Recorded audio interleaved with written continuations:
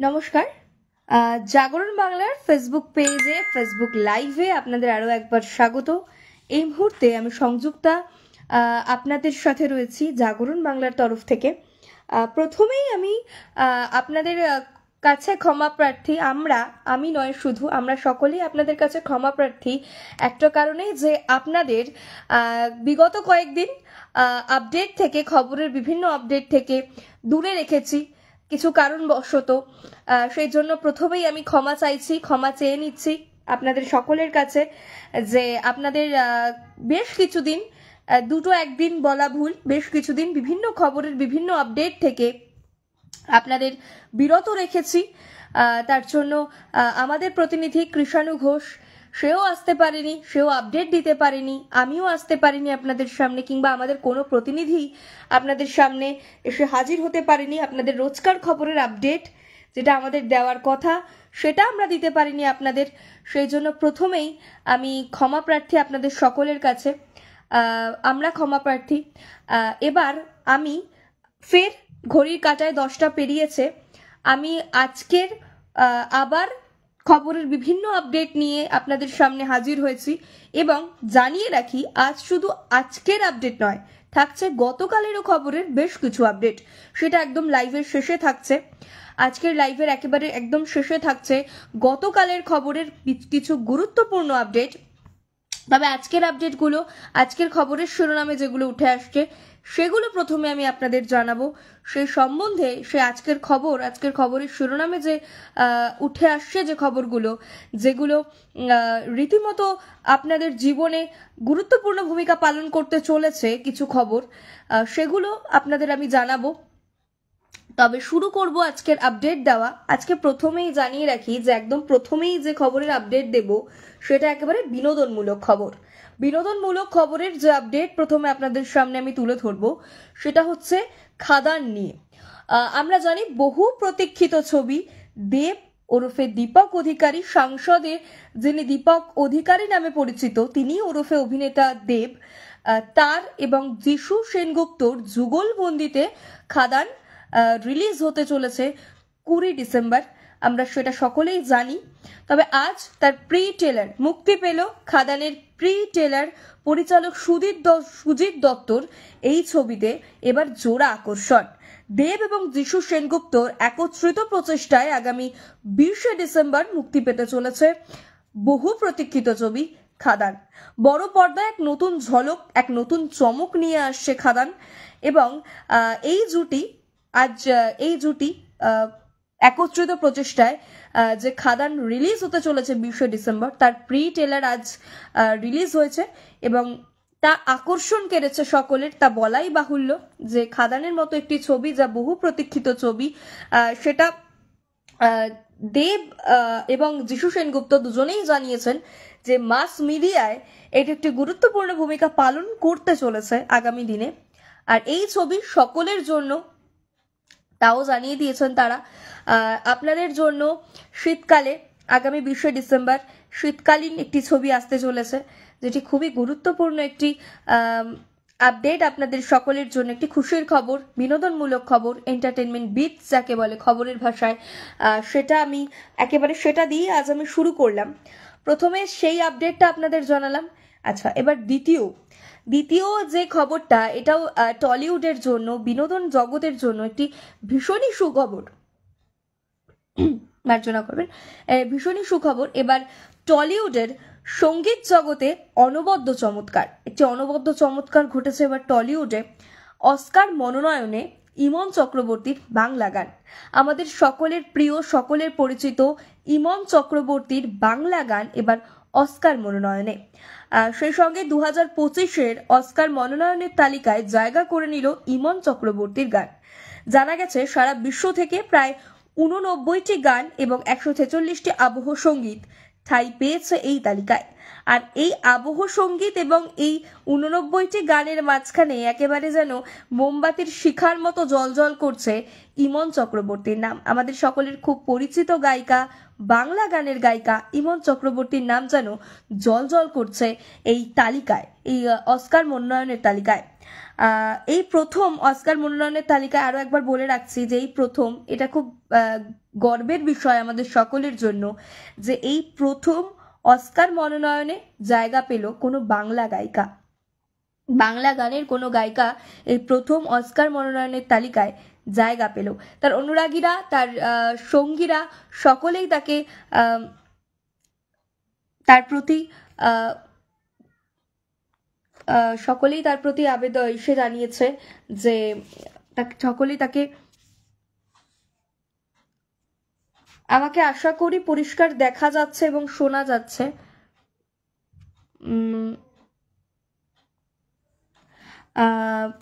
সকলেই, তার অনুরাগীরা এবং তার সঙ্গীরা সকলেই তাকে সম্বর্ধনা জ্ঞাপন করেছে, তাকে তার জন্য গর্বিত সেটা সকলেই জানিয়েছে। এবং জানিয়ে রাখি এবার কোন গানটার জন্য অস্কার মনোনয়নের তালিকায় ইমন চক্রবর্তীর নাম উঠে এলো সেটাও জানার বিষয় রয়েছে। ইন্দিরা ধর মুখোপাধ্যায়ের পরিচালনায় পুতুল ছবির একটি গান, ইতি মা নামে একটি গান, যা নজর কেড়েছে অস্কার মনোনয়নের তালিকায়। আরো একবার জানিয়ে রাখি, এবার অস্কার মনোনয়নের তালিকায় জায়গা পেল ইমন চক্রবর্তীর গান, ইমন চক্রবর্তীর বাংলা গান, কোনো বাংলা গায়িকার গান, যা কিন্তু প্রথম জায়গা পেল অস্কার মনোনয়নের তালিকায়। অস্কার মনোনয়নের তালিকায় ছিল 146টি আবহ সঙ্গীত এবং 89টি গান। তার মধ্যে যেন মোমবাতির শিখার মতো চমকপ্রদভাবে জ্বলজ্বল করছে বাংলা গায়িকা ইমন চক্রবর্তীর নাম। এটি কিন্তু খুব গর্বের বিষয় আমাদের বাঙালির জন্য, আমাদের টলিউড পাড়ায় এবং বাংলা গানের যারা ভক্ত তাদের জন্য একটি খুব গর্বের বিষয়। সে সঙ্গে আচ্ছা, এবার পরবর্তী বিনোদনের যে এন্টারটেনমেন্ট বিটস খবরের ভাষায়, তা এই দুটো খবরের মাধ্যমে আমি শেষ করলাম। পরবর্তী যে দুঃখজনক সংবাদ, মধ্যবিত্তদের জন্য দুঃখজনক সংবাদের দিকে আমরা নজর রাখবো। এবার পরপরই দুটো মধ্যবিত্তদের জন্য একেবারে দুঃখজনক সংবাদ রয়েছে, যা বলে রাখি, যা কিন্তু মধ্যবিত্তদের রাতের ঘুম কাটতে চলেছে। পরপর যে দুটো খবর আপনাদের জানাবো এরপরে, সেই দুটো কিন্তু মধ্যবিত্তদের রাতে ঘুম কাটতে চলেছে। পরের যে খবরের দিকে নজর রাখবো, ফের অগ্নিমূল্য আলু, আমাদের রোজকার জীবনের একটি গুরুত্বপূর্ণ সবজি, আমাদের রোজকার জীবনের একটি অঙ্গ বলা যেতে পারে, তার ফের অগ্নিমূল্য, ফের দাম, তার আকাশ ছোঁয়া দাম আলুর বাড়তে চলেছে, আলুর দাম। জানিয়ে রাখি, ধর্মঘটে এখনো পর্যন্ত অনড় আলু ব্যবসায়ীরা এবং আলুর দাম বৃদ্ধিকে কেন্দ্র করে বৈঠকও হয়েছিল মন্ত্রী মহলে। আমরা আগেই জানিয়েছি, জাগরণ বাংলার পর্দায়, জাগরণ বাংলার দর্শকদের আমরা এর আগেই জানিয়েছি, মুখ্যমন্ত্রীও কড়া ভাষায় জানিয়ে দিয়েছেন কোনো রকম আলু রপ্তানি করা যাবে না যতদিন না আলুর দাম নিয়ন্ত্রণে আসছে। কিন্তু সে বিষয়ে কিন্তু কথা হলেও তার সুরাহা হয়নি, কোনো বৈঠক হলেও, বারংবার মন্ত্রী মহলে বৈঠক হলেও আলুর দাম নিয়ে কোনোরূপ সুরাহা কিন্তু হয়নি। তবুও এমনটাই খবর রয়েছে আপাতত। তবে সেই সঙ্গে যেহেতু আন্দোলনে অনড় ব্যবসায়ীরা, সেই জন্য হিমঘর থেকে বেরোচ্ছে না আলু, আর ফলস্বরূপ খুচরো পাইকারি মার্কেটে মিলছে না আলুর দেখা, আর সেই জন্য আরও দাম বৃদ্ধির আশঙ্কা রয়েছে এই মূল্যবান সবজির। আগামী কয়েকদিনের রীতিমতো বাঙালির, আমরা জানি একটা কথা, বাঙালির রীতিমতো ভাত ডালে আলু সিদ্ধ, আর সেই আগামী কয়েকদিনের রীতিমতো এই বাঙালির ভাত ডালে আলু সিদ্ধেই টান পড়তে চলেছে মধ্যবিত্তদের জীবনে, টান পড়তে চলেছে বাঙালির গুরুত্বপূর্ণ সবজি বাজার যে আলুকে কেন্দ্র করে সেখানে। আর এই বিষয়ের অন্যতম কারণ হিসেবে মনে করা হচ্ছে রপ্তানির জটিলতা, রপ্তানি নিয়ে যে জটিলতা তৈরি হয়েছে বা রপ্তানি প্রক্রিয়া নিয়ে যে জট তৈরি হয়েছে, তা এখনো না কাটার ফলেই নাজেহাল দশা কিন্তু হচ্ছে মধ্যবিত্তদের। আর আরো বিগত দুদিনের মধ্যে আলুর দাম আরো বাড়তে চলেছে, আলুর দেখা না মেলার সম্ভাবনা রয়েছে বাজারে, কারণ হিমঘর থেকে আলু বের হচ্ছে না, সেই জন্য বলা চলছে যে আলুর দেখা মিলবে না আগামী দিনে বাজারে, এমনটাও কিন্তু আশঙ্কা করা হচ্ছে, এমনটাও আপডেট উঠে আসছে যে আলুর দেখা না মেলার একটা সম্ভাবনা রয়েছে বাজারে। খুচরো পাইকারি যে বাজারগুলো রয়েছে সেখানে আলুর দেখা ভবিষ্যতে মিলবে কিনা তা নিয়ে কিন্তু একটা প্রশ্ন উঠে আসে, আর যদিও মেলে তার দাম কিন্তু হবে আকাশ ছোঁয়া। মধ্যবিত্তের জীবনে একদম মধ্যবিত্তের কপালে এক কথায় চিন্তার ভাঁজ ফেলতে চলেছে এই সবজি। এই গুরুত্বপূর্ণ সবজিটি আমরা সকলেই জানি, আরো একবার জানিয়ে রাখি, বাঙালির ভাত ডালে আলু সিদ্ধয় এবার কিন্তু টান পড়তে চলেছে। এটা মধ্যবিত্তদের জন্য অত্যন্তই একটি দুঃসংবাদ, বাঙালির জন্য একটি অত্যন্ত দুঃসংবাদ এই খবরটা, যেটা উঠে আসছে পরবর্তী আপডেটে। আর পরবর্তী আপডেট, এর পরবর্তী যে খবরের দিকে আমরা নজর রাখবো সেটা জিএসটি নিয়ে।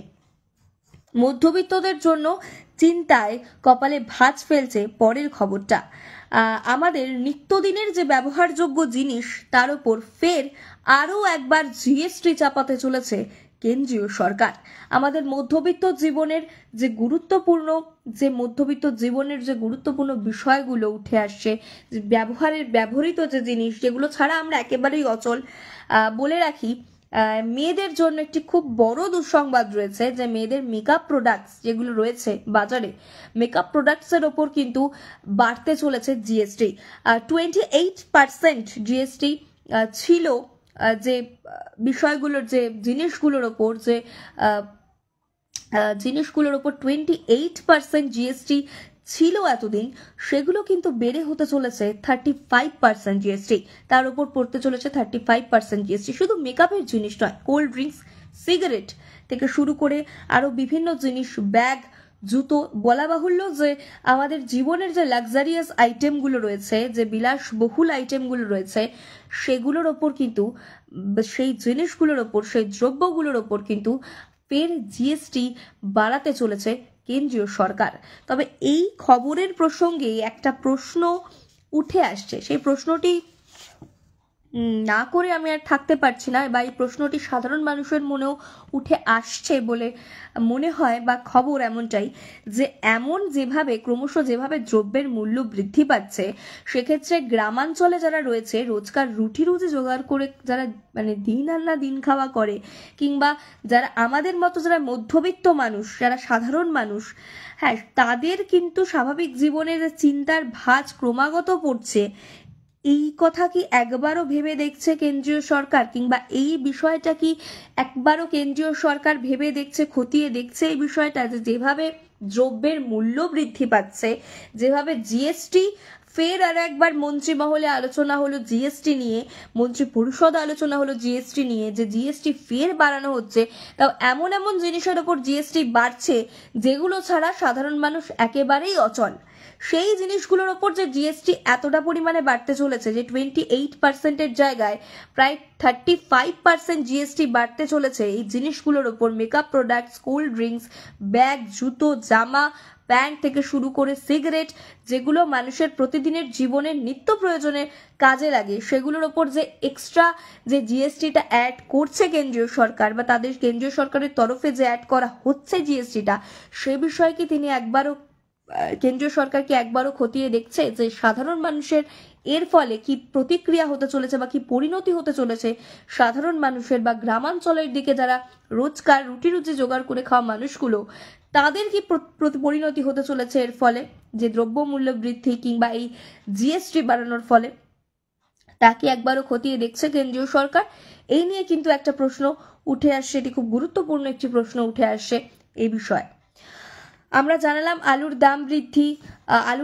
আলুর মূল্য বৃদ্ধি হতে চলেছে, অগ্নিমূল্য হতে চলেছে, যা মধ্যবিত্তের হাতে প্রায় ছ্যাঁকা দেবে এমন আকাশ ছোঁয়া দাম হতে চলেছে আলুর, একটি গুরুত্বপূর্ণ সবজির।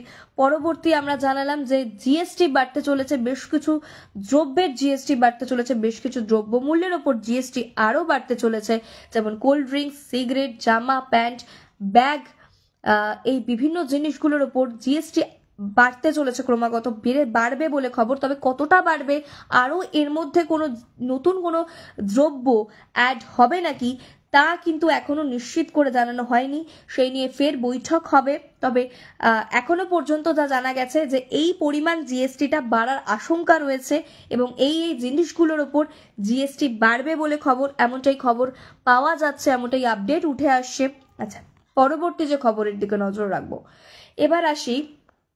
এবার আমরা কথা বলবো একটু বাংলাদেশে শুনি, যা নিয়ে রাজ্য রাজনীতি রীতিমতো তোলপাড়।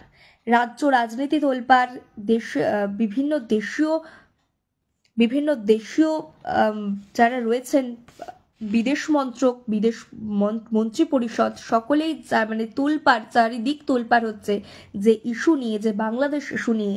এবার সেটা নিয়ে আমি একটু কথা বলবো জাগরণ বাংলা দর্শকদের সাথে। আপনাদের মতামত আমি জানতে চাইবো সমস্ত বিষয়ে। আমি আরো একবার জানিয়ে রাখি যে জিনিসগুলো, যে খবরগুলো, যে আপডেটগুলো আপনাদের প্রতিদিন আমরা তুলে ধরছি, অবশ্যই এ বিষয়ে আপনাদের যদি কোনো মন্তব্য থাকে, আপনাদের যদি কোনো জিজ্ঞাসা থাকে, তো অবশ্যই আপনারা জানাতে পারেন। অবশ্যই আপনাদের মতামত তুলে ধরতে পারেন আমাদের সাথে বা আমাদের সামনে। আচ্ছা, বাংলাদেশ ইস্যু নিয়ে যে কথা বলবো, আজ বাংলাদেশের সংখ্যালঘুদের নিয়ে আন্দোলনে ঝাঁপিয়ে পড়েছিলেন ইসকনের প্রভু চিন্ময় কৃষ্ণ দাস। রীতিমতো এক কথায় বলা চলে যে চিন্ময় কৃষ্ণ দাসকে ভয় পেয়েই কিন্তু গ্রেফতার করলেন বাংলাদেশ সরকার। বর্তমানে বাংলাদেশে যে দাপুটের সরকার, যে দাপট চালাচ্ছে, যে বাংলাদেশে যে সরকার রয়েছে, যে শাসন চালাচ্ছে বাংলাদেশে, সে কিন্তু রীতিমতো ভয় পেয়েই চিন্ময় কৃষ্ণ দাসকে আটক করেছে। আর শুধু আটক করেছে নয়, এই চিন্ময় কৃষ্ণ দাসের, যে ইসকন প্রভু চিন্ময় কৃষ্ণ দাস, যিনি সংখ্যালঘুদের হয়ে লড়াই করেছিলেন, সংখ্যালঘুদের হয়ে আন্দোলনে ঝাঁপিয়ে পড়েছিলেন, তাকে আটক করার পাশাপাশি আজ তার শুনানি কিন্তু 1 মাস পিছিয়েছে বলে খবর। যেমনটা খবর পাওয়া যাচ্ছে, চিন্ময় কৃষ্ণ দাসের, প্রভু চিন্ময় কৃষ্ণ দাসের শুনানি পেছল 1 মাস।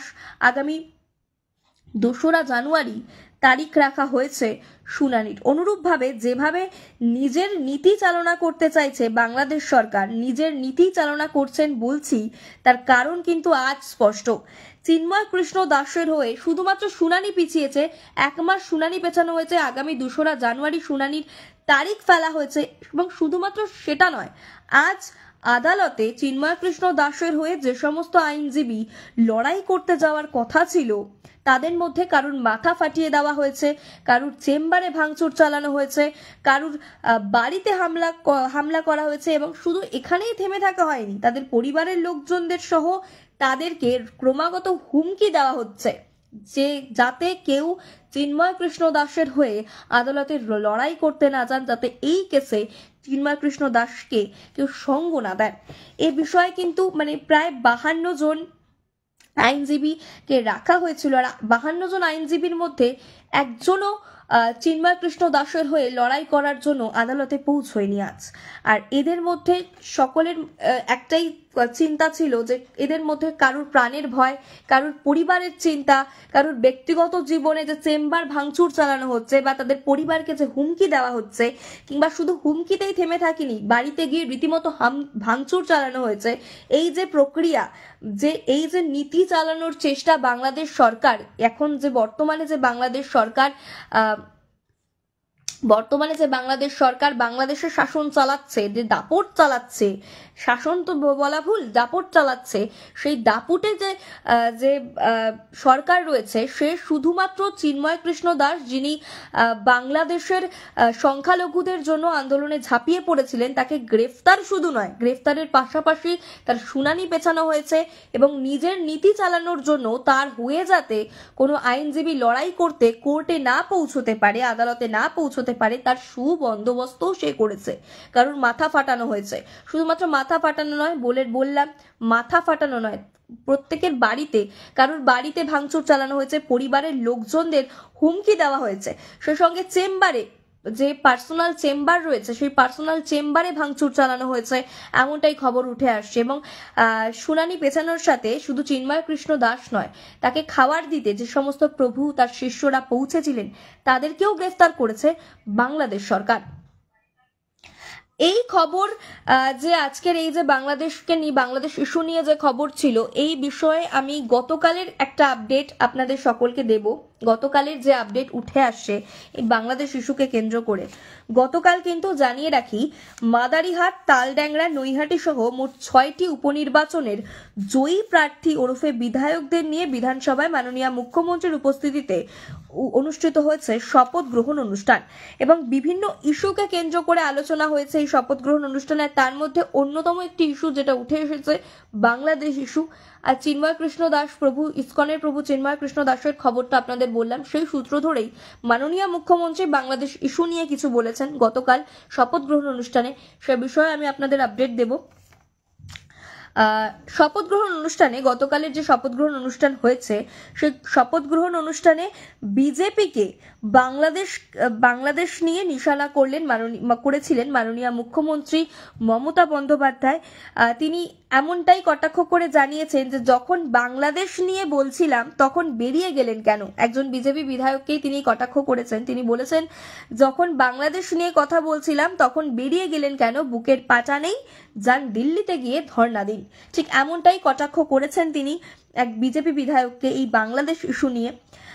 এবং গতকালের এই অধিবেশনে মাননীয় মুখ্যমন্ত্রী যে বক্তব্য রেখেছেন, সেখানে জানা গেছে, সেই বিষয়কে কেন্দ্র করে জানা গেছে প্রায় ৭৯ জন মৎস্যজীবীকে আটক করে জেলে রাখা হয়েছে, জেলবন্দি করে রাখা হয়েছে। আর রাজ্য সরকারের তরফে সহায়তা করলেও, যেহেতু কেন্দ্রীয় সরকারের তরফে কোনো রকম সহায়তা করছে না কেন্দ্রীয় সরকার, একেবারে মুখে কুলু পেটেছে এই বিষয়ে কেন্দ্র করে কেন্দ্রীয় সরকার, সেই জন্য কোনোভাবেই ছাড়িয়ে আনা যাচ্ছে না সেই জেলবন্দি মৎস্যজীবীদের।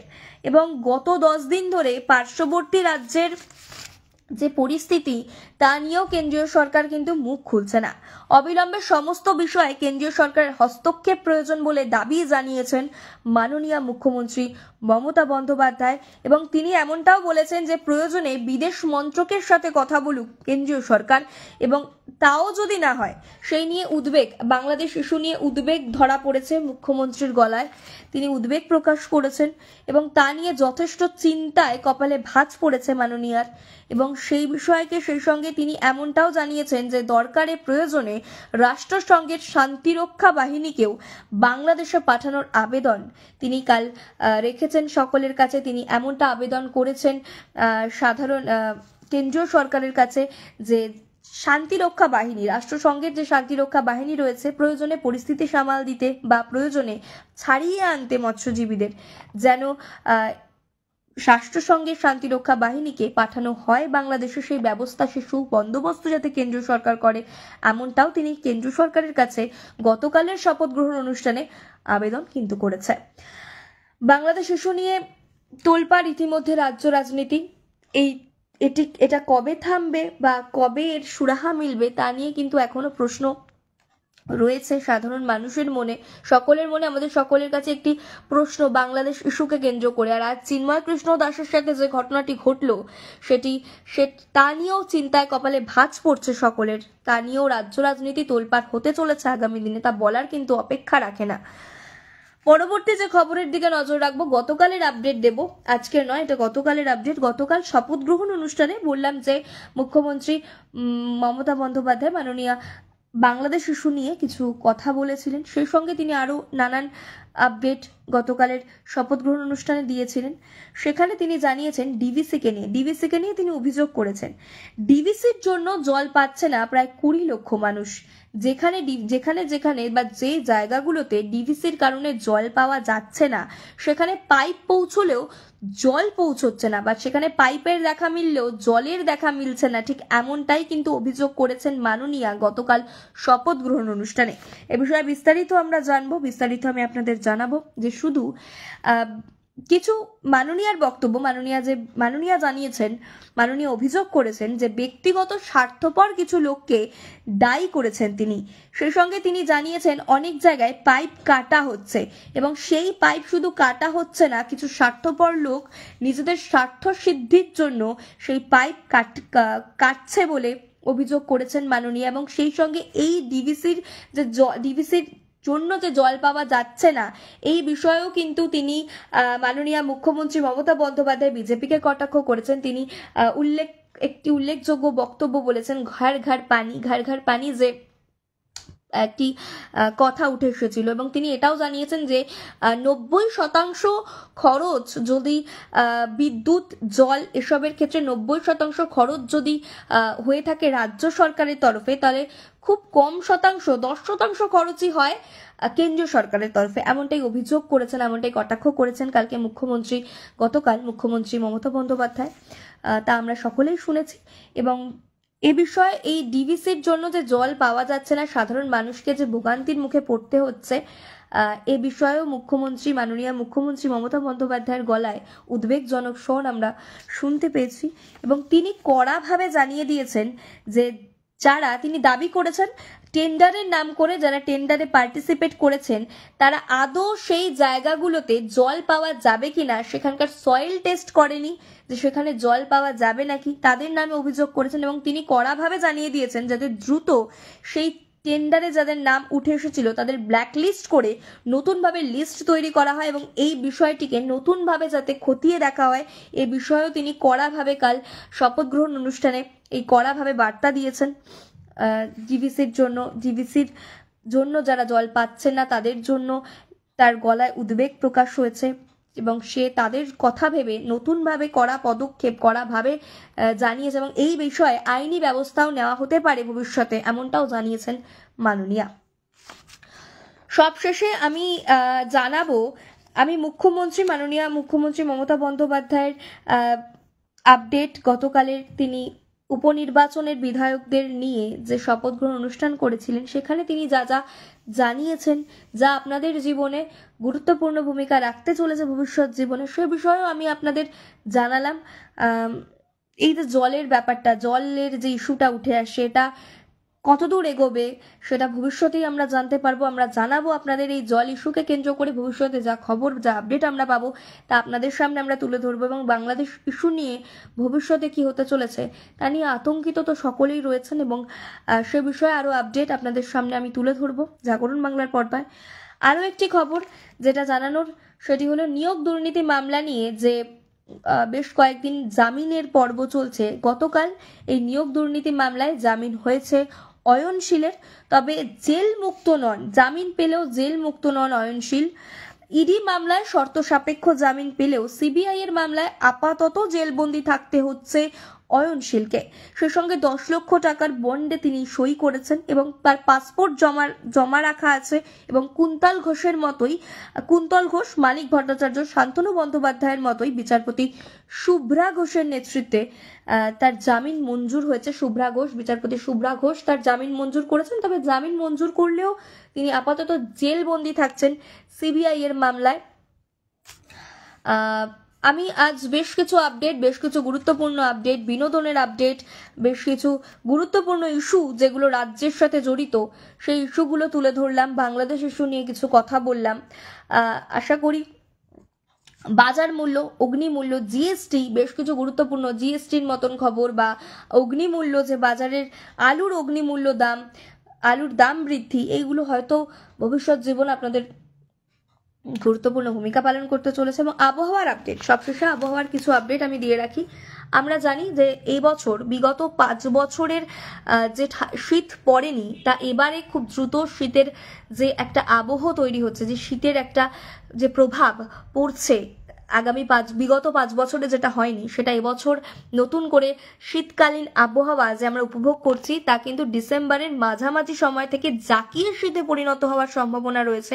আবহাওয়া অফিস থেকে, হাওয়া অফিস থেকে এমনটাই খবর পাওয়া যাচ্ছে যে ডিসেম্বরের মাঝামাঝি সময় থেকে জাকিয়ে শীতের সম্ভাবনা রয়েছে, জাকিয়ে শীত পড়ার সম্ভাবনা রয়েছে এবং আবহাওয়ার শীতের পারদ পতন আরো হতে চলেছে ডিসেম্বরের মাঝামাঝি সময়। এটা শীত প্রেমীদের জন্য অত্যন্ত গুরুত্বপূর্ণ খবর। এবং আরো একটা কথা যেটা জানিয়ে রাখি, আপনারা কোথা থেকে দেখছেন, সেখানে কিরকম পরিস্থিতি, সেখানে কতটা শীত পড়েছে তা কিন্তু অবশ্যই আমাদের কমেন্ট করে আপনারা জানাবেন, আমাদের সকলকে আপনারা জানাবেন। এবং জাগরণ বাংলার দর্শকদের কাছে আমি এটাই বলবো যে কোনো খবরের আপডেটে বা যে কোনো আপনাদের ওখানে ঘটে যাওয়া যে কোনো খবর যদি আপনারা জানাতে চান তাহলে অবশ্যই আমাদের সাথে যোগাযোগ করবেন, আমাদের জানাবেন আপনারা।